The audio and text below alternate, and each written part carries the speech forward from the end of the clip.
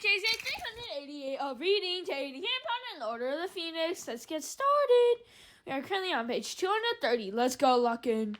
Hello, Harry. It was Cho Chang, and what was more, she was on her own again. This was most unusual. Cho was almost always surrounded by a gang of giggling girls. Harry remembered the agony of trying to get her by herself to ask her to the Yule Ball. Hi, said Harry, feeling his face grow hot. At least you're not covered in stink sap this time, he told himself. Cho seemed to be thinking along the same lines. You got that stuff off then? Yeah, said Harry, trying to grin as though the memory of their last meeting was funny as opposed to mortifying. So did you, have a good summer? The moment he said this, he wished he hadn't. Cedric had been Cho's boyfriend, and the memory of his death must have affected her holiday almost as badly as it had affected Harry's. Something seemed to totten in her face, but she said, "Oh, it was all right, you know." Is that a tornado's badge? Ron demanded suddenly, pointing at the front of Cho's robes, to which a sky blue badge emblazoned with a double gold T was pinned. You don't support them, do you? Yeah, I do, said Cho. Have you always supported them, or just since they started winning the league? Said Ron in what Harry considered an unnecessarily accusatory tone of voice. I've supported them since I was 6, said Cho coolly. Anyway, see you, Harry. She walked away. Hermione waited until Cho was halfway across the courtyard before rounding on Ron. You are so tactless. What? I only asked her if... Couldn't you tell she wanted to talk to Harry on her own? So? She could have done. I wasn't stopping. What on earth were you attacking her about her Quidditch team for? Attacking? I wasn't attacking her. I was only... Who cares if she supports the Tornadoes? Oh, come on. Half the people you see wearing those badges only brought them last season. But what does it matter? It means they're not real fans. They're just jumping on the bandwagon. That's the bell, said Harry dully, because Ron and Hermione were bickering too loudly to hear it. They did not stop arguing all the way down to Snape's dungeon, which gave Harry plenty of time to reflect that between Neville and Ron, he would be lucky to ever have 2 minutes conversation with Cho that he could look back on without wanting to leave the country. And yet, he thought, as they joined the queue lining up outside Snape's classroom door, she had chosen to come and talk to him, hadn't she?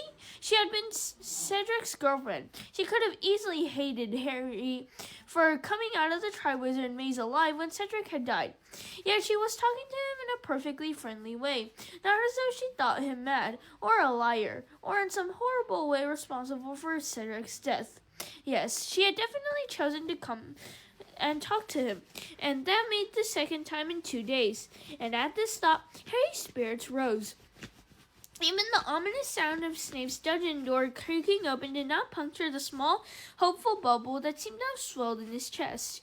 He filed into the classroom behind Ron and Hermione and followed them to their usual table at the back, where he sat down between Ron and Hermione and ignored the huffy, irritable noises now issuing from both of them.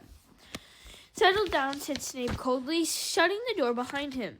There was really no need for the call to order. The moment the class had heard the door close, quiet had fallen and all the fidgeting stopped. Snape's mere presence was usually enough to ensure a class's silence. Before we begin today's lesson, said Snape, sweeping over to his desk and staring around at them all, I think it is appropriate to remind you that next June you will be sitting in an important examination, during which you will prove how much you have learned about the composition and use of magical potions. Moronic though some of this class undoubtedly are, I expect you to scrape an acceptable in your OWL, or suffer my displeasure. His gaze lingered this time upon Neville, who gulped. After this year, of course, many of you will cease studying with me, Snape went on. I take only the very best into my NEWT potions class, which means that some of us will certainly be saying goodbye. His eyes rested on Harry, and his lip curled. Harry glared back, feeling a grim pleasure at the idea that he would be able to give up potions after 5th year. But we have another year to go before that happy moment of farewell, said Snape softly. So whether you are intending you are attending to attempt any WT or not, I advise all of you to concentrate your efforts upon maintaining the high pass level I have come to expect from my OWL students. Today we will be mixing a potion that often comes up at ordinary wizarding level, the Draw of Peace, a potion to calm anxiety and soothe agitation. Be warned, if you are too heavy-handed with the ingredients, you will put the drinker into heavy and sometimes irreversible sleep, so you will need to pay close attention to what you are doing. On Harry's left, Hermione sat up a little straighter, her expression one of utmost attentiveness. The ingredients and method, Snape flicked his wand, are on the blackboard. They appeared there. You will find everything you need. He flicked his wand again. In the store cupboard, the door of the said cupboard sprang open. You have an hour and a half. Start. Just as Harry, Ron, and Hermione had predicted, Snape could hardly have set them a more difficult fiddly potion. The ingredients had to be added to the cauldron in precisely the right order and quantities. The mixture had to be stirred exactly the right number of times, firstly in clockwise, then in counterclockwise directions. The heat of the flame on which it was simmering had to be lowered to exactly the right level for a specific number of minutes before the final ingredients was added. A light silver vapor should now be rising from your potion, called Snape, with 10 minutes left to go. Harry, who was sweating profusely, looked desperately around the dungeon. His own cauldron was issuing copious amounts of dark gray steam. Ron was spitting green sparks. Seamus was feverishly prodding the flames at the base of his cauldron with the tip of his wand as they had gone out.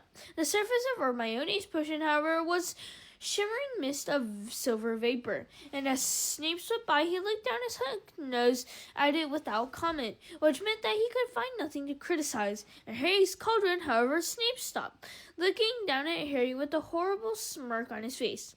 Potter, what is this supposed to be? The students at the front of the class all looked up eagerly. They loved hearing Snape taunt Harry. The Draught of Peace, said Harry tensely. Tell me, Potter, said Snape softly. Can you read? Draco Malfoy laughed. Yes, I can, said Harry, his finger clenched tightly around his wand. Read the third line of the instructions for me, Potter. Harry squinted at the blackboard. It was not easy to make out the instructions through the haze of multicolored steam now filling the dungeon. Add powdered moonstone, stir 3 times counterclockwise, allow to simmer for 7 minutes, then add 2 drops of syrup of hellebore. His heart sank. He had not added syrup of hellebore, but had proceeded straight to the 4th line of the instructions after allowing his potion to simmer for 7 minutes. Did you do everything on the 3rd line, Potter? No, said Harry very quietly. I beg your pardon? No, said Harry more loudly. I forgot the hellebore. I know you did, Potter, which means that this mess is utterly worthless. Evanesco.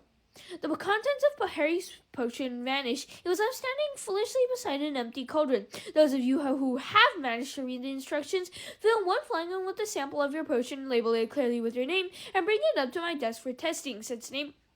Homework. 12 inches of parchment on the properties of moonstone and its uses in potion making, to be handed in on Thursday. While everyone around him filled their flagons, Harry cleared away his things, seething. His potion had been no worse than Ron's, which was now giving off a foul odor of eggs, or Nevile's, which had achieved the consistency of just mixed cement, and which Nevile was now having to gouge out of his cauldron. Yet it was he, Harry, who would be receiving 0 marks for the day's work. He stuffed his wand bag in his bag and slumped down onto his seat, watching everyone else march up to Snape's desk with filled and corked flagons. When at long last the bell rang, Harry was the first out of the dungeon and already started his lunch by the time Ron and Hermione joined him. And thank you, everyone. That's all for today. Bye. See you tomorrow. Tomorrow we're going to read page 235. Bookmark, close. Peace out.